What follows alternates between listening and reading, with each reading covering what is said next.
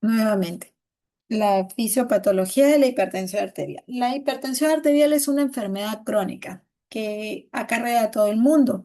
Es una enfermedad silenciosa porque los síntomas son muy vagos y se presentan en los pacientes. Antiguamente hablábamos de pacientes más de 60 años. Cada vez vemos que la hipertensión arterial se está presentando en pacientes más jóvenes. Y nosotros el día de hoy tenemos que ver cuál es la fisiopatología o de qué depende de que estos pacientes cada vez sean más jóvenes. Me comentan si ven que paso las diapositivas. ¿Ven esta segunda diapositiva de presión arterial? Sí, doctora, se ve. Sí, doctora. Perfecto. Muchas Sí, gracias. Entonces, para poder hablar de hipertensión arterial, yo tengo que hablar primero qué cosa es la presión arterial. Y la presión arterial no es más que la fuerza que se ejerce en la sangre, en las paredes arteriales. Dos cosas importantes que ingresan o que vamos a hablar en la presión arterial es el corazón y son los vasos. Importante, porque el corazón va a representar al gasto cardíaco y los vasos van a presentar a la resistencia vascular periférica. La unión de ambos es lo que va a dar como producto la presión arterial.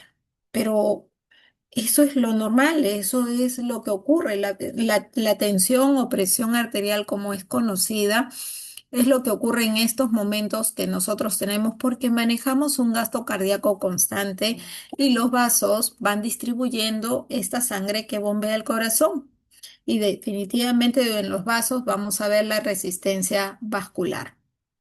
Pero cuando hablamos ya de hipertensión arterial, ya estamos hablando de cambios a nivel de la estructura del corazón y de estos vasos. Entonces, acá va a haber un desequilibrio por cambios hemodinámicos que se van a presentar a nivel de los vasos, como la disfunción endotelial, ¿no? Que vamos a tener alteración entre los factores o desequilibrio entre los factores relajantes del vaso sanguíneo y los factores vasoconstrictores que ocurren en estos vasos. Entonces, ya dando un preámbulo, vamos a hablar sobre la patogenia de la hipertensión arterial. Nuevamente, la presión arterial es la representación del corazón con el gasto cardíaco y la resistencia vascular periférica que lo va a representar los vasos. En el gasto cardíaco, ¿qué vamos a ver? Vamos a ver el volumen o volemia que se va a dar en el corazón. Definitivamente la contractibilidad del miocardio y la frecuencia cardíaca, que todo esto me va a definir el gasto cardíaco. En cambio, en los vasos, vamos a ver dentro de la estructura de las arterias, específicamente al nivel del endotelio, este equilibrio entre la vasoconstricción normal y la vasodilatación que puedan presentar. Estos cambios se van a ir dando desde los vasos más pequeños hasta los vasos más grandes. Y estos cambios, a medida que se vayan dando, van a ir incrementando las resistencias periféricas. Para poder hablar de la hipertensión arterial, nosotros tenemos que hablar de la clasificación y esto nos va a decir, esa clasificación nos dice el tipo de hipertensión arterial. Conocemos a la hipertensión arterial, pero la clasificación que tenemos va a ser de dos tipos principalmente, la primaria o esencial y la secundaria. La primaria, que no tiene una causa definida, pero lo que sí sabemos de que hay una alteración en los factores que van a alterar esta presión, como factores de disregulación, factores inductores, factores efectores, que vamos a hablar en el transcurso de este tema, ¿ya? Y que no tiene muchas veces una causa conocida. En cambio, la hipertensión secundaria se debe a otro tipo, se debe a cosas, o perdón, a enfermedades o medicamentos, como por ejemplo el feocromocitoma, que es un tumor adrenal, drogas o fármacos que pueden producirse. a medida que van tomando estos medicamentos. Enfermedades renovasculares, sobre todo el daño que se hace en las arterias renales, pueden producir un incremento en la resistencia vascular y consigo un incremento en la presión arterial. La enfermedad renal como tal, en las enfermedades, en los pacientes con enfermedades renales crónicas, vamos a ver nosotros que todos, todos los pacientes hacen hipertensión arterial. O vamos a ver hiperaldosteronismo que interviene mucho dentro de esta fisiopatología. Ahora, hablemos de cuáles son los factores inductores de la hipertensión esencial. Hablamos que la hipertensión primaria esencial no había una causa definida, pero sí era regulado por algunos factores que inducen a que se forme esta presión arterial en el paciente. La presión arterial ya se va formando desde la genética. Quiere decir que yo voy a tener factores genéticos para poder desarrollar esta presión arterial. Y justamente dentro de la genética vamos a ver muchos de los pacientes que va a ocurrir de dos maneras. Unos que son por mutaciones a nivel de los genes y otros que son por cambios o modificaciones a nivel del ADN, que se les llama polimorfismo. En las mutaciones vamos a ver que dentro del código genético vamos a ver duplicaciones en el ADN o deleciones, es decir, que estos brazos en el nivel cromosómico van a ir cambiando. Y dentro del polimorfismo principalmente encontramos tres grupos. En el primer grupo son aquellas donde van a intervenir en la alteración en la síntesis de sustancias vasoactivas. En las del grupo 2, además que afectan las sustancias vasoactivas, vamos a tener proteínas que se van a acoplar a los receptores. Y en el grupo 3 vamos a ver péptidos o proteínas que van a cambiar la regulación en la homeostasis cardiovascular, es decir, en el funcionamiento normal vascular de cada ser humano. Pero así como tenemos estos factores inductores, vamos a tener también factores ambientales. Hay que recordar que ya todo individuo con hipertensión ya nace con una predisposición genética. Y vamos a tener nosotros factores ambientales, factores no modificables y factores que van a modificarse. Porque probablemente la mayoría de nosotros tengamos una genética predisponente a la hipertensión arterial. Y dentro de ellas vamos a tener la raza negra, que es la raza que más se afecta con la hipertensión arterial. La edad avanzada, más de 65 años, predisposición a la hipertensión. El sexo masculino, el estado hormonal, ya la mujer se vuelve uno a uno con el varón. La obesidad y la dislipidemia. Pero vamos a ver aquellos que podrían modificarse. Dentro de ellas, el estilo de vida del sujeto, definitivamente la ingesta excesiva de sal, la baja ingestión de potasio, y el potasio tiene mucho que ver en el desarrollo de la hipertensión arterial, así como el calcio. El estrés es un factor que lo tenemos todos los tenemos, y la vida sedentaria que va a originar la obesidad. Pero también dentro de la independencia del estilo de vida del sujeto, también vamos a tener algunas zonas que tienen predisposición por ciertas latitudes, altitudes que van a tener dentro del panorama geográfico que predispone a que haya hipertensión en esa zona, ¿no?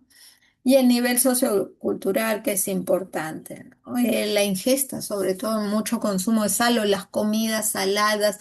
Hay zonas o regiones donde es propio de la cultura y tiene mayor índice de pacientes con hipertensión arterial. Bueno, dentro de esta patogenia ya hemos visto factores genéticos, nacemos con una predisposición genética, pero ¿qué es lo que predispone a que luego esto se desarrolle? Los factores ambientales.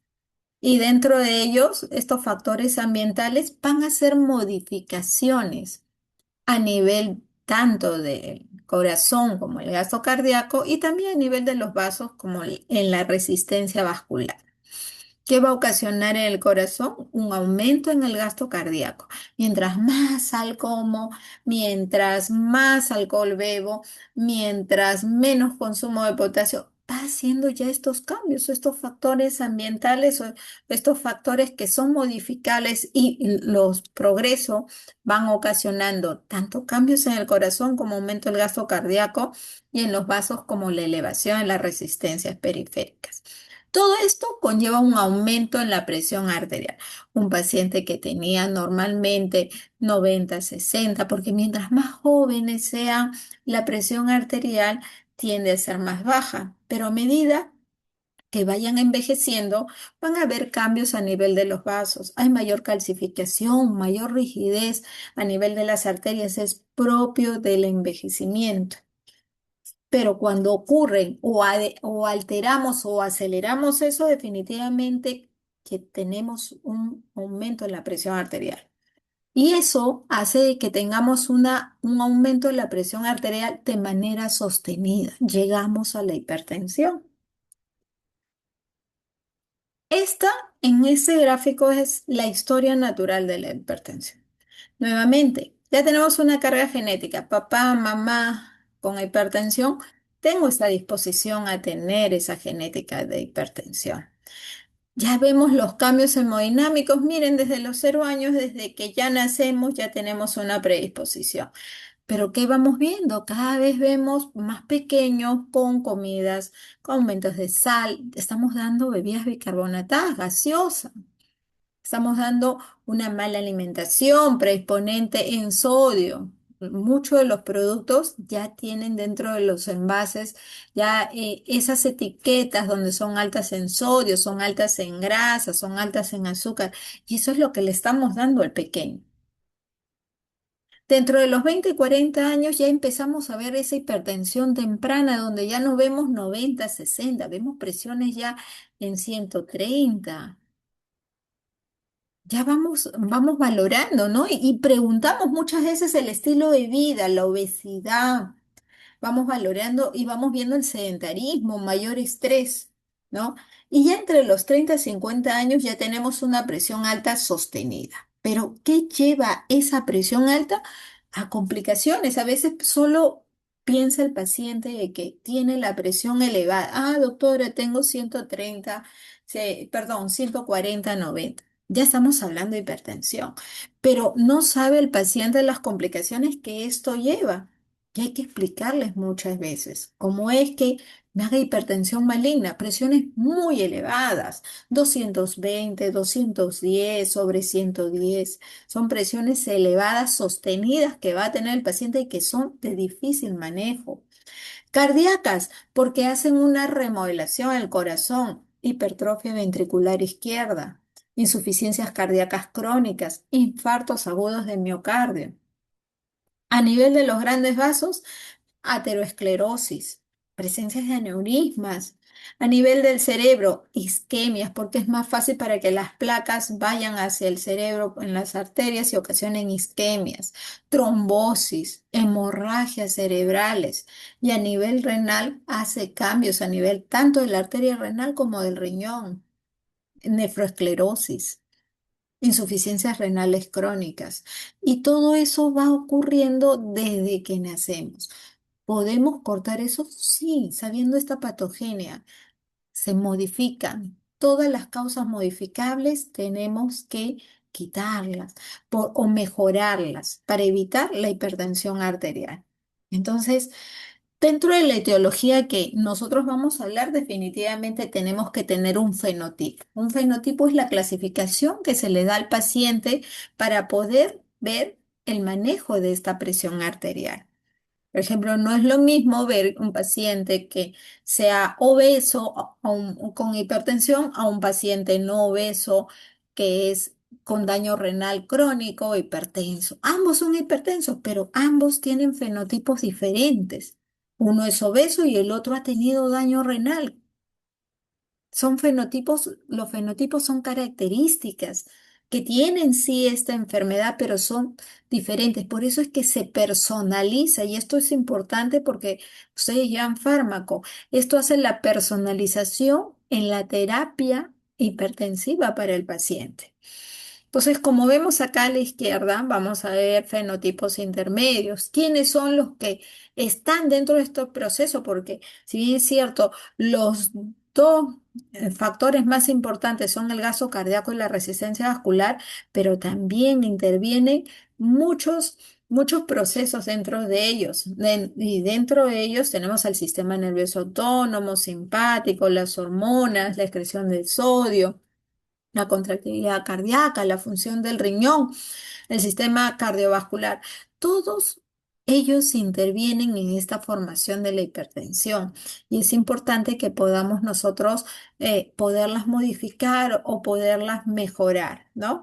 Como causas vamos a ver la obesidad, la resistencia a la insulina, los famosos prediabéticos, la ingesta elevada de alcohol, que es lo que ocasiona también la hipertensión, la ingesta elevada de sal, edad y sexo, definitivamente el más adulto y el varón tiende a tener hipertensión sostenida.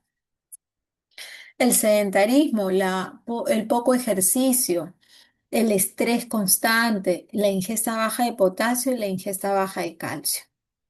Dentro de la genética, ya hablando específicamente, vamos a hablar dentro de algunos códigos genéticos, como son los síndromes mendelianos, que van a tener, por ejemplo, la sobreproducción de mineralocorticoides. Esto estimula una hipertensión sostenida, ¿no? Los síndromes de Liddle, como por ejemplo el síndrome de Liddle está en el cromosoma 16 y esto va a afectar sobre todo en el canal de sodio.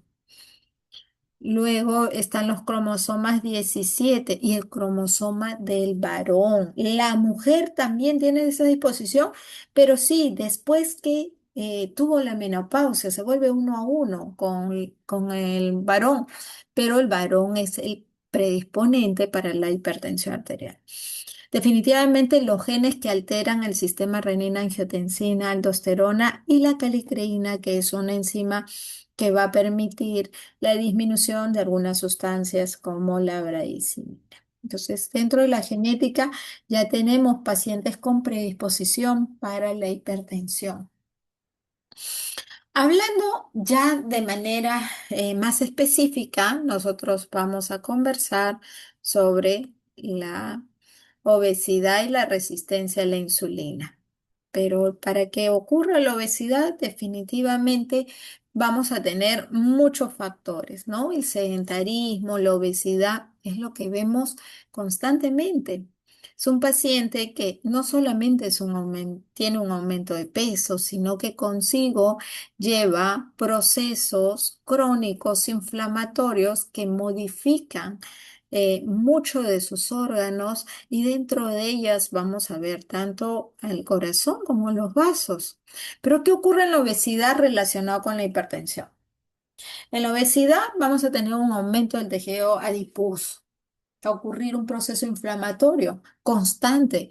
El paciente obeso tiene lipólisis, ¿no? Estos ácidos grasos lo que va a condicionar es aumento a nivel de los lípidos. Pero ¿cuáles son estos lípidos, no? Los lípidos malos, como el colesterol, los triglicéridos, el LDL, que son grasas que ocasionan daño a nivel de los vasos. Estos pacientes, los pacientes que tienden a la obesidad, pueden producir una resistencia a la insulina.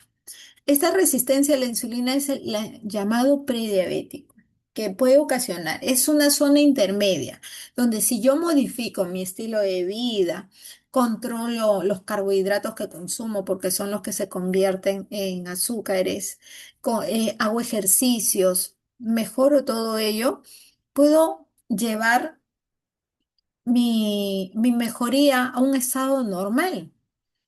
Pero si no hago eso, lo llevo a la diabetes. ¿Y qué sucede consigo? Ya desde el paciente que tiene resistencia a la insulina o el famoso paciente prediabético, ya estamos observando que hay un aumento en la insulina, en la secreción que tiene el páncreas. Esto ocurre a nivel de los islotes del Langerhans. ¿Y qué va a ocurrir? Va a ocurrir que haya una hiperinsulinemia constante. ¿Cómo así? Lo que yo antes comía, utilizaba solo un porcentaje de esta insulina para ayudar a metabolizar el alimento. Pero en estos pacientes utilizan el 120% de esta insulina para metabolizar estos alimentos. Entonces, ¿qué ocurre? La obesidad, más la dislipidemia, más la resistencia a la insulina, forma este famoso síndrome X o síndrome metabólico. Regresando a la hiperinsulinemia, es un estado constante. ¿Qué es lo que ocasiona en nuestro cuerpo? Pues la actividad simpática va a aumentar.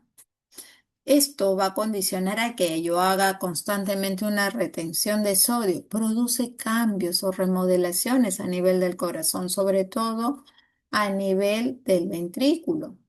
¿Y qué va a ocasionar? Y voy a tener una vasodilatación, pero apenas atenuada. Va a ocasionar una hipertensión arterial. Es la manera como el paciente obeso o dislipidémico ocasiona hipertensión en su cuerpo. ¿El alcohol tiene que ver en la hipertensión? Sí, tiene que ver. Aquel paciente alcohólico crónico o va a ocasionar, ojo, en el inicio, antes de llegar a la cirrosis hepática, porque estos pacientes ya cuando hacen cambios a nivel del organismo, ascitis, circulaciones colaterales, estos pacientes dejan hacer hipertensión y hacen hipotensión. Pero cuando el paciente toma alcohol, ya, ¿qué tiene que ver con la hipertensión? Sí, porque estimula los niveles de renina, angiotensina. Afecta el nivel del sistema adrenal con aumento de cortisol. Todo esto que va a llevar a que aumente el tono a nivel de los vasos, especialmente en los vasos más pequeños. ¿Y qué va a producir? Aumento de la resistencia vascular periférica. Altera el transporte de calcio, que es importante estas bombas para tratar de metabolizar. Muchas de las células metabolizan con estas bombas. Hay una alteración en la sensibilidad de la insulina. También puede ocasionar un hiperinsulinismo. Afecta el sistema nervioso central. Definitivamente estos pacientes tienen un deterioro neurológico. Disminuyen la cantidad de magnesio que ayuda a la vasodilatación y si disminuye el magnesio provoca un vasoespasmo y consigo una hipertensión arterial. Entonces, dentro de ellos es importante el paciente con alcoholismo, ojo, no estoy hablando de los grados ya severos, sino aquel paciente con alcoholismo o el alcohol en el momento de tomarlo, pues va ocasionando esto y con el transcurso se vuelve una hipertensión sostenida. ¿Qué tiene que ver la sal con la hipertensión? Sí, el consumo excesivo de sal es cuando, cuando muchos van a escuchar, pero la comida no tiene sal o está insípida. Pues, expliquemos un poquito qué es lo que ocasiona el exceso de sodio en estos pacientes. Al ingerir mayor cantidad de sal, esta va al organismo, me va a provocar más sed y con esto mayor ingesta de agua. ¿Por qué? Porque la zona se va a ir hacia el intersticio, el agua que voy consumiendo se va yendo hacia el intersticio. Entonces, ¿qué va a pedir? Mi cuerpo va a pensar que no tiene sal. Esto va a condicionar a que yo siga y si yo continúo comiendo o ingiriendo sal, pues esto va a tener mayor cantidad de sal a nivel de mi organismo. Voy a sentir sed porque tengo mayor cantidad de sal en el cuerpo y esto va a hacer cambios. Estos cambios van a ser a nivel de los vasos, mayor resistencia vascular y un aumento de la presión arterial de manera sostenida hacen hipertensión arterial. Pero al hacer arterial no solamente lo van a hacer a nivel de los vasos y el corazón, sino que también hacen daño renal. y eso provoca una hipertensión, afecta a los vasos de la arteria renal, produce una vasoconstricción sostenida y produce una hipertensión arterial crónica. Otros factores que intervienen van a ser la edad, como ya le hemos dicho, mientras más adultos son, mayor predisposición a la hipertensión. Recuerden que dentro del envejecimiento hay cambio a nivel de los vasos, se calcifican, se vuelven más rígidos, entonces aumenta la resistencia vascular. La mujer una vez que ingresa a la menopausia se vuelve con igual, uno a uno, igual que el varón. El sedentarismo influye, por supuesto, como le hemos hablado hace un momento, permite o hace una alteración a nivel de, sobre todo en la dislipidemia, con aumento del colesterol y los triglicéridos que vamos a ver. Y va a disminuir aquella grasa buena, aquella grasa que me protege, como el HDL, ¿no? Y vamos a tener con este sedentarismo y la obesidad, la resistencia a la insulina, podemos llegar a la diabetes mellitus. Entonces, siempre decirle a los pacientes que es importante siquiera unos 15 minutos diarios de caminata, ya sea alrededor de la casa, dentro de la casa, pero siempre tener un movimiento de flexibilidad para no tener sedentarismo. Es importante, ¿no? Acá es importante algunos electrolitos que intervienen dentro de la hipertensión arterial, como la ingesta baja de potasio. ¿Por qué? Porque esto va a ocasionar de que no pueda favorecer a la oxidación, a la liberación, perdón, del óxido nítrico, que es un importante vasodilatador. Y eso va a favorecer que estas arterias puedan estar en vasoconstricción constante y aumenten la resistencia vascular. El calcio también es importante porque permite la llegada de los impulsos nerviosos, la contracción muscular. Hay que recordar que esos cardiomiocitos a nivel del corazón se contraen. ¿Esto gracias a qué? Gracias al calcio. Y permite que estas membranas sean más permeables. El magnesio, si bien es cierto, es más raro y mucho más ahora que el paciente toma magnesio, ya no utilizan una receta para ir, es, pero muchos de los pacientes tienen déficit y esto se produce sobre todo en aquellos pacientes que tienen diarreas crónicas o alcoholismo crónico. El paciente con alcoholismo crónico se produce déficit de muchos nutrientes y dentro de ellos también electrolitos adicionales y este es uno de ellos, el magnesio sobre todo. Los factores que determinan la presión arterial son dos: gasto cardíaco y resistencia vascular periférica. Ambos son el producto de la hipertensión. Se necesitan ambos para una presión arterial. Se altera el gasto cardíaco, empieza la hipertensión arterial. Se altera la resistencia vascular periférica, inicia una hipertensión. Se alteran los dos, definitivamente dan hipertensión arterial. Vamos a hablar sobre el gasto cardíaco. Hemos hablado de que son dos los factores. Hablemos del gasto cardíaco. Pero, ¿qué es lo que produce el gasto cardíaco? En el gasto cardíaco es importante el funcionamiento de la bomba, como es el corazón. ¿Pero qué lleva a un aumento en el gasto cardíaco? Definitivamente un aumento en el volumen sanguíneo, en la precarga, por ejemplo. Un aumento en la contractibilidad del corazón por una estimulación nerviosa y esto da un aumento en la frecuencia cardíaca. Cuando tenemos taquicardia aumenta nuestro gasto cardíaco porque la contracción es más rápida. El aumento de la frecuencia cardíaca. Esto también puede estar dado por una estimulación simpática aumentada. La hipertrofia cardíaca, que vamos a ver nosotros mucho en la hipertensión, sobre todo en la remodelación a nivel del ventrículo, ¿no? Y esto es porque tenemos una hipertensión sostenida, sostenida, sostenida, ¿no? El aumento en la volemia, que es la precarga. La precarga es el ingreso de sangre al corazón y la poscarga es la salida. Dentro de esta precarga puede originarse, por ejemplo, en algunos pacientes con hipertensión, donde inclusive el volumen normal puede ser bajo, pero con el tiempo este volumen puede ir aumentando y puede generar hipertensión. Cuando hablamos de resistencia periférica, hablamos de vasos. En los vasos vamos a ver el tono vascular. Dentro del tono vascular es importante, sobre todo la vasodilatación y la vasoconstricción. La vasoconstricción, que es producida por un exceso en la renina angiotensina aldosterona. Esto va a alterar la membrana. Hay una hiperactividad nerviosa, factores del endotelio que lo que ocasionan es una vasoconstricción constante. Pero también vamos a tener algunos cambios, como por ejemplo, vamos a tener nosotros hiperinsulinemia, alteraciones a nivel del endotelio, sobre todo que tienen una vasoconstricción, ¿no?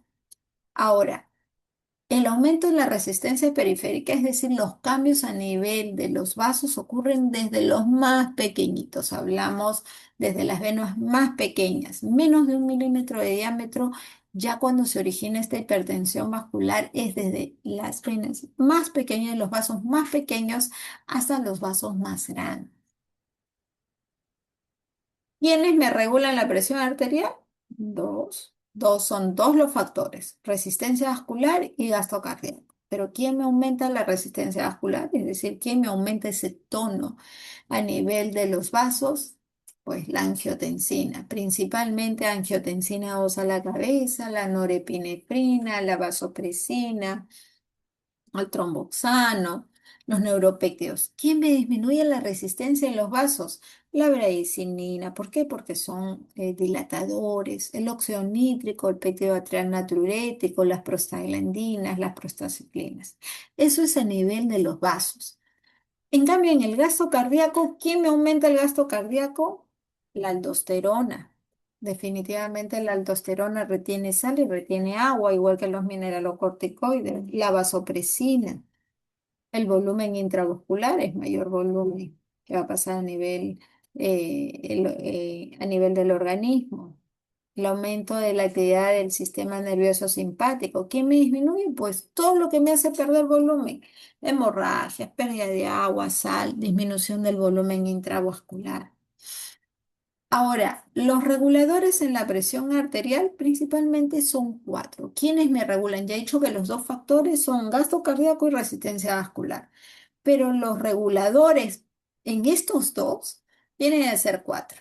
El sistema nervioso simpático, el sistema renina-angiotensina-aldosterona, la alteración en la membrana celular y el endotelio vascular. ¿Cómo así? Vamos conversando sobre el sistema nervioso. Hay que recordar que nosotros tenemos receptores en nuestro organismo. Estos son los receptores carotídeos. Son los vasos que están en el cuello, que están en la zona cervical anterior a los lados. Tenemos el cervical anterior del lado, los laterales del lado derecho, izquierdo. Ahí están nuestros receptores en nuestros vasos carotídeos, derecho, izquierdo. Qué va a suceder? Pues definitivamente el control lo vamos a tener a nivel de la zona cerebral, la zona cortical del cerebro, en la zona hipotalámica, vulvar y medular. Estos van a modular dos nervios principales, el vago y el simpático. ¿Qué va a ocurrir? El vago va a controlar la frecuencia cardíaca. Cuando hay una estimulación en el vago, este va a disminuir la frecuencia cardíaca. En cambio, el simpático lo que va a originar es un aumento.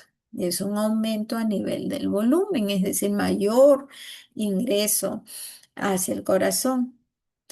Esto lo que va a tener es un desequilibrio. Va a disminuir el volumen y un aumento va a disminuir y aumentar, perdón, el volumen minuto cardíaco. Va a tener desregulaciones que va a ocasionar cambio a nivel de los vasos, una resistencia periférica, y esto permite, es uno de los factores que regulan a que haya una hipertensión arterial sostenida. Entonces, lo que va a condicionar es aumento en la presión arterial. Todo esto lo va a reseccionar estos receptores carotídeos que nosotros vamos a tener. Entonces, dentro del sistema nervioso es importante el control que tienen para la regulación de una hipertensión arterial sostenida. Pero así como hablamos del sistema nervioso, nosotros también tenemos que ver qué tipo de receptores son los que tenemos, quienes aumentan el sistema nervioso simpático, por ejemplo, la actividad, ¿no? Y definitivamente vamos a irnos con la noradrenalina. Tiene dos tipos de receptores. Los alfa-adrenérgicos que se encargan de la resistencia periférica y los beta-adrenérgicos que se encargan del gasto cardíaco, pero que también liberan la renina-angiotensina-aldosterona. Esta resistencia periférica, los alfa-adrenérgicos los aumenta. Estamos hablando de los vasos. Al aumentar los beta-adrenérgicos, el gasto cardíaco, hablamos de un aumento de la presión. A la par, se libera la renina-angiotensina-aldosterona, el riñón, y lo que va a producir es que haya un aumento de volumen. Todo esto es continuo, todo esto es continuo, continuo y hacen un aumento de la presión arterial. Estos son factores que condicionan a que ayuden esta hipertensión. Definitivamente el sistema renina-angiotensina-aldosterona es otro de los factores que también condicionan a esta formación de la hipertensión. Vamos a tener nosotros a nivel del riñón, sobre todo a nivel del aparato yuxtaglomerular, que vamos a tener el glomérulo, recuerden que es la unidad básica del riñón. Vamos a tener la estimulación de la renina, angiotensina, que esto va a originar una estimulación a nivel de la corteza suprarrenal. A nivel de la zona de la aldosterona, ¿qué es lo que va a hacer? Va a permitir que se pueda retener agua y sodio. Al retenerse agua, sobre todo aumenta el volumen minuto. Y la angiotensina a nivel de los vasos va a aumentar la resistencia periférica. Estos dos son los que van a tener la presión arterial. Cuando se alteran, aumenta el volumen minuto y aumenta la resistencia periférica, lo que va a producir es hipertensión arterial. Ya hablando específicamente del angiotensinógeno, nosotros vamos a ver de qué manera se va a ir afectando, ¿no? Cuando hablamos de la renina, angiotensina, aldosterona, nosotros vamos a ver de qué estas van a alterarse. Cuando aumentamos o se presenta la secreción de la renina, nosotros vamos a ver la estimulación de otras enzimas, como por ejemplo de angiotensinógeno, va a tener la formación de angiotensina 1, luego por estimulación de los ECA vamos a tener la formación de la angiotensina 2. Esta angiotensina 2 es la que va a estimular a diferentes zonas de mi cuerpo para tener un tono adecuado, un gasto cardíaco adecuado y una resistencia vascular adecuada.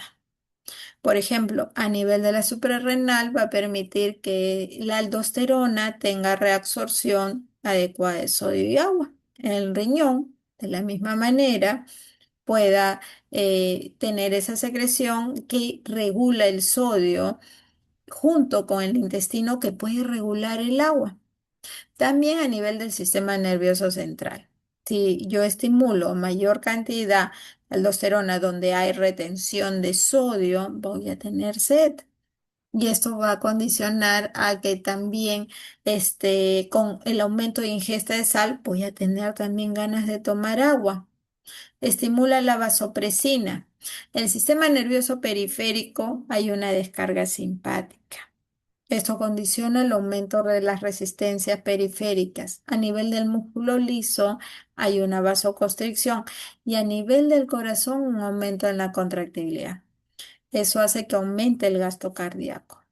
Cuando todo esto se altera y produce una desregulación un aumento en las resistencias vasculares, es decir, hay mayor secreción de aldosterona, mayor reabsorción de sodio, el intestino no puede controlar la cantidad de agua, hay un aumento en el volumen, eso ocasiona cambios a nivel de los vasos.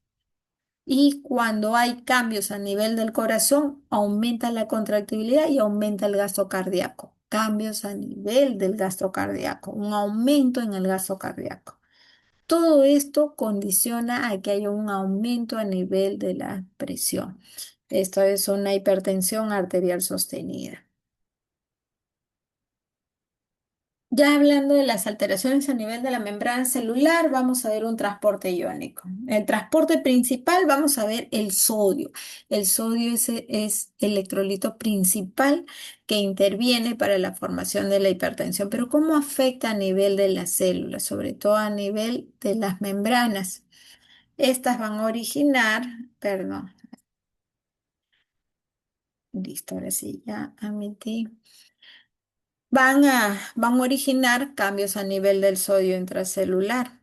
Sobre todo en los pacientes con hipertensión se han visto que a nivel de las células hay mayor cantidad de sodio, ¿no? Cuando nosotros valoramos el sodio extracelular, no el sodio intracelular. Cuando ustedes se sacan sangre, lo que toma es el medio externo, tanto el potasio como el sodio. Pero la alteración que se va a producir en el sodio, por ejemplo, en estos pacientes con hipertensión arterial, es que han encontrado que inclusive hay tanto sodio fuera como adentro, en el sodio intracelular. Hay una alteración en el intercambio de sodio con el hidrógeno, sí, porque estos van a permitir que alteren el pH del medio interno y también de la volemia. Hay alteración a nivel de las membranas celulares, sobre todo en el transporte del calcio, la alteración del potasio, alteración a nivel del magnesio.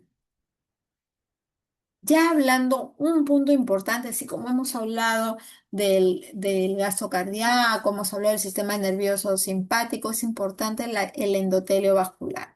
Y acá dentro del endotelio es importante mantener esa resistencia vascular en los vasos. Para eso tenemos muchas sustancias, muchos factores, ¿no? Como el óxido nítrico, que permite que ese vaso esté relajado, las prostaciclinas, el factor hiperpolarizante, los factores de crecimiento, las moléculas de adhesión de los leucocitos, los factores en la coagulación y factores de la fibrinolisis. Todos ellos mantienen la estabilidad a nivel del endotelio de los vasos, la estabilidad a nivel de las resistencias de los vasos. Pero sucede que dentro de ellos, dentro de las funciones que tienen los vasos, vamos a tener algunas alteraciones si se pierde este equilibrio. Desregulación, sobre todo a nivel del tono, alteración en las agregaciones plaquetarias, alteraciones en la coagulación, alteraciones, sobre todo, hay que recordar que este endotelio también es una barrera selectiva, es una barrera que interviene en la protección de los vasos, ¿no? Dentro de ellas vamos a hablar de una sustancia muy importante como la endotelina. Es el principal factor vasoconstrictor. Es el más potente, inclusive más que la angiotensina 2. Estos son los que producen una vasoconstricción prolongada, ¿no? Y esto se va a dar por receptores en las células musculares lisas. Los niveles elevados de la endotelina son los que producen un aumento en la presión arterial. Como por ejemplo, hay tumores que son secretores de endotelina, son pacientes con hipertensión arterial sostenida, que van a producirle presiones muy altas. Pero ¿cuáles son los cambios que se producen con el tiempo, con los pacientes de un aumento de la resistencia vascular? Pues nosotros vamos a ver que los vasos tienen una una luz que normalmente por donde fluye la sangre. Los cambios que van a originarse van a ser una hipertrofia concéntrica, es decir, un engrosamiento, hacen un remodelado o hacen un adelgazamiento a nivel de la zona de los vasos. donde no hay una protección adecuada en estos vasos. Ya para ir culminando, cuando hablamos de la fisiopatología de la hipertensión arterial, este cuadrito está muy bonito porque permite ver la etiología. Hemos hablado dentro de la etiología, la genética. Ya nacemos con una predisposición genética. El aporte excesivo de sodio. Nosotros somos los responsables de cuánto sodio ingresan nuestros niños. Las gaseosas, los productos artificiales. Ya estamos dando un aporte excesivo de sodio. La reducción del número de nefronas definitivamente son cambios que se van produciendo en el transcurso del tiempo. Es muy diferente a que un paciente, por ejemplo, ya tenga una alteración renal, nazca con un solo riñón. Entonces vamos viendo ese funcionamiento, pero en un paciente normal donde tiene dos riñones y estos riñones van siendo afectados porque tienen diferente, su funcionabilidad se va perdiendo. Entonces, van ocasionando que estas nefronas se vayan perdiendo y van ocasionando también cambios a nivel de la filtración del riñón. El estrés constante actúa en la hiperactividad del sistema nervioso simpático y hemos visto cómo produce la hipertensión. La alteración genética, ya la alteración genética produce un exceso de la renina, angiotensina, aldosterona, la obesidad, cambios a nivel de la membrana y hiperinsulinemia sobre todo, ¿no? Todo esto condiciona a que hay un aumento en la volemia por un aporte excesivo de sodio y alteración en el riñón, una vasoconstricción venosa, un aumento en la precarga, la hiperactividad nerviosa simpática, un aumento en la contractibilidad y los cambios en el endotelio ya hacen cambios a nivel de los vasos, hipertrofia y vasoconstricción funcional, que condiciona un aumento en el gasto cardíaco, un aumento en la resistencia periférica. Esto tiene igual la hipertensión arterial. Las conclusiones. La hipertensión arterial es una enfermedad que es crónica, silenciosa. Ya nacemos con esa predisposición. Nosotros somos los encargados de velar y modificar aquellos factores que intervienen en el desarrollo. Consumo de alcohol, el exceso en las bebidas alcohólicas, el mayor ingesta en consumo de potasio, valorar el consumo de magnesio, llevar una vida más saludable, correr, caminar alrededor, evitar el sedentarismo, evitar la obesidad. Todo ello está dentro de nosotros. Los factores no modificables como la raza, el ser varón, no se van a modificar, pero sí podemos mejorar estos estilos de vida y una alimentación adecuada. Con ello vamos a cambiar esta variabilidad dentro de esta enfermedad, que es la hipertensión arterial. Listo, chicos, muchas gracias. Gracias, doctora.